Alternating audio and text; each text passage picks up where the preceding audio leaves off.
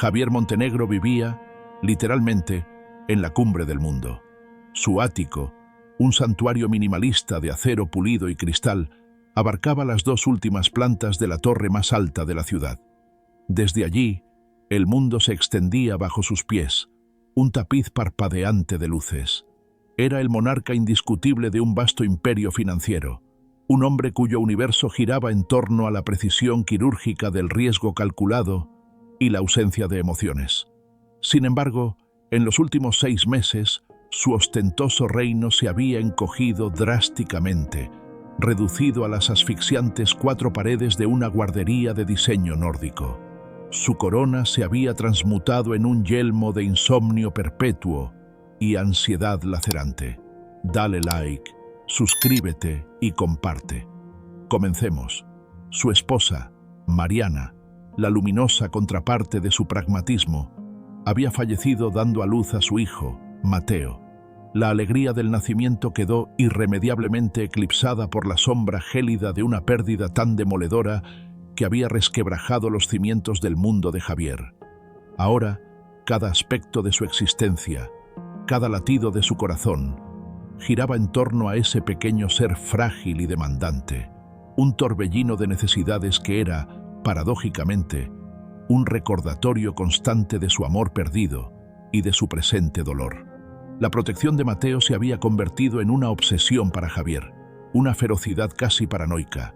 Contrató a los pediatras más reputados, instaló el purificador de aire más avanzado y sometió a cada candidata a niñera a una investigación de antecedentes tan exhaustiva que el servicio de inteligencia parecería un juego de niños. Finalmente, su elección recayó en Isabela Rojas.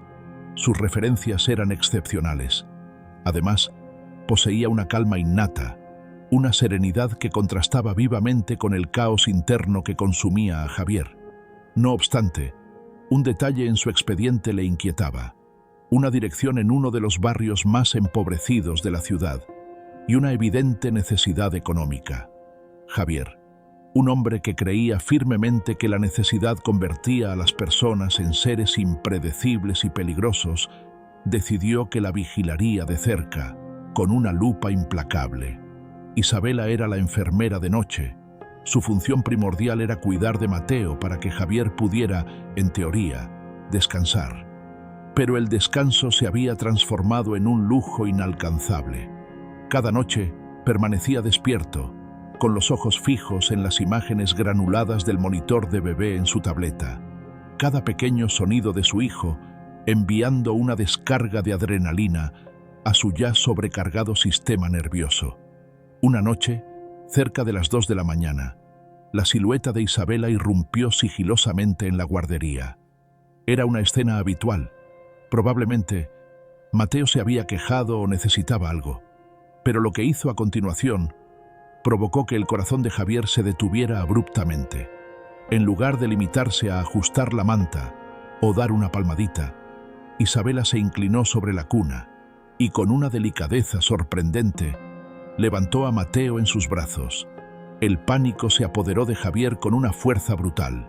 Un torrente de pensamientos horribles, imágenes vívidas de secuestro y daño, inundó su mente. Se puso de pie de un salto, dispuesto a correr hacia la habitación, a irrumpir y arrancar a su hijo de los brazos de esa mujer. Pero algo, una intuición inexplicable, lo detuvo en seco. Isabela no se dirigió hacia la puerta. En su lugar, se sentó en la mecedora de diseño escandinavo, acunando a Mateo contra su pecho, con una ternura infinita, casi sobrecogedora. Confundido, Javier volvió a la tableta y subió el volumen del monitor al máximo. Lo que escuchó a continuación lo dejó completamente paralizado. Isabela estaba cantando. Era una canción de cuna, pero no una que él conociera, no una melodía de su mundo. La melodía era increíblemente suave y melancólica, entonada en un idioma que sonaba antiguo y gutural, quizás un dialecto indígena. Su voz, aunque no era técnicamente perfecta, carecía de la pulcritud de un profesional. Estaba cargada de una emoción tan pura y profunda que a Javier se le erizó la piel. Era una voz que parecía contener el peso y la sabiduría de generaciones de amor y a la vez de una pérdida inenarrable. Mateo, un bebé que a menudo era inquieto y demandante, se calmó al instante. Su pequeño cuerpo se relajó por completo en los brazos de Isabela. Su respiración se volvió profunda y regular, un suave suspiro de paz. Javier observó, hipnotizado por la escena, durante casi una hora, hasta que Isabela volvió a acostar a un Mateo profundamente dormido en la cuna, y salió de la habitación con la misma discreción con la que había entrado. La noche siguiente, el mismo ritual se repitió, y la siguiente. El ritual nocturno de Isabela se había transformado, para Javier, en una extraña y secreta obsesión. El pánico inicial había desaparecido, reemplazado por una curiosidad abrumadora, una necesidad imperiosa de comprender. ¿Qué era esa canción? ¿De dónde emanaba esa tristeza tan palpable en su voz, tan vívida que podía sentirla incluso a través de un monitor? Comenzó a fijarse en los detalles más ínfimos. Antes de comenzar a cantar, Isabela sacaba de su bolsillo una pequeña fotografía descolorida, sujeta con el pulgar y el índice, y la observaba durante un largo, casi reverente momento. La imagen era demasiado borrosa en la pantalla del monitor para poder distinguirla con claridad. También notó que, a veces, mientras cantaba, una lágrima solitaria y silenciosa rodaba por su mejilla, deslizándose suavemente hasta caer sobre la manta de Mateo. Javier se sentía como un intruso, un espía que profanaba un momento de intimidad casi sagrada. Se dio cuenta de que su hijo nunca dormía tan plácidamente, tan profundamente, como cuando Isabela le cantaba esa nana. La melodía incluso lo calmaba a él, un bálsamo inesperado para sus nervios deshilachados y su mente agitada. Intentó grabar el audio de la canción, buscar la letra en internet, rastrear su origen, pero no obtuvo ningún resultado. La canción era un misterio impenetrable, un secreto compartido entre la humilde empleada y su hijo millonario, un lazo invisible que los unía. Una noche, el desastre golpeó con una fuerza devastadora. Mateo se despertó gritando, un lamento desgarrador, su pequeño cuerpo ardiendo de fiebre. Javier, presa de un pánico primario, llamó a su pediatra privado, quien, con voz tranquila, le indicó que le diera un antitérmico y que lo esperara, pero que tardaría al menos una hora en llegar debido a una emergencia en el hospital. Los gritos de Mateo eran lacerantes y Javier se sentía completamente inútil, impotente ante el sufrimiento de su hijo. Dale like, suscríbete y comparte. En ese momento de caos, Isabela entró en la habitación. Su rostro estaba sereno, una calma que contrastaba con la tormenta, pero sus ojos reflejaban una urgencia controlada, una determinación silenciosa. «Señor Montenegro, permítame», dijo con una voz firme pero suave, autoritaria pero compasiva. Apartó a un lado a un Javier aturdido y con una competencia que lo asombró, comenzó a quitarle el exceso de ropa a Mateo. Mojó un paño en agua tibia y comenzó a pasárselo suavemente por la frente y las extremidades del bebé. «Esto ayudará a que la fiebre no suba más bruscamente», explicó, sin dejar de moverse, cada acción medida y precisa. Pero Mateo seguía llorando, su pequeño cuerpo convulsionado por el malestar y la fiebre. Javier estaba al borde de perder el control. «¡No se calma!», exclamó, la desesperación tiñendo su voz. Isabela miró a Javier, sus ojos transmitiendo una comprensión profunda, y luego a Mateo. Tomó al bebé en brazos, lo apretó contra su pecho con una fuerza protectora y en medio del caos comenzó a cantar. La nana llenó la habitación, una ola de melodía que absorbió el dolor y la angustia. La misma melodía melancólica y hermosa, ahora más necesaria que nunca. Y entonces sucedió un milagro. Los gritos de Mateo comenzaron a disminuir, transformándose en gemidos lastimeros, y luego en un silencio tembloroso, frágil pero presente.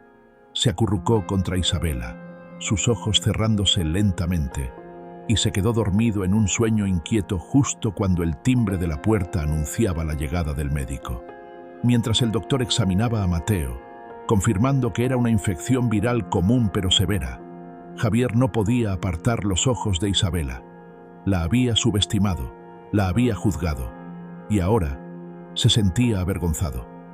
Cuando el médico terminó su revisión, y con Mateo finalmente durmiendo bajo el efecto de la medicación, Javier se volvió hacia ella.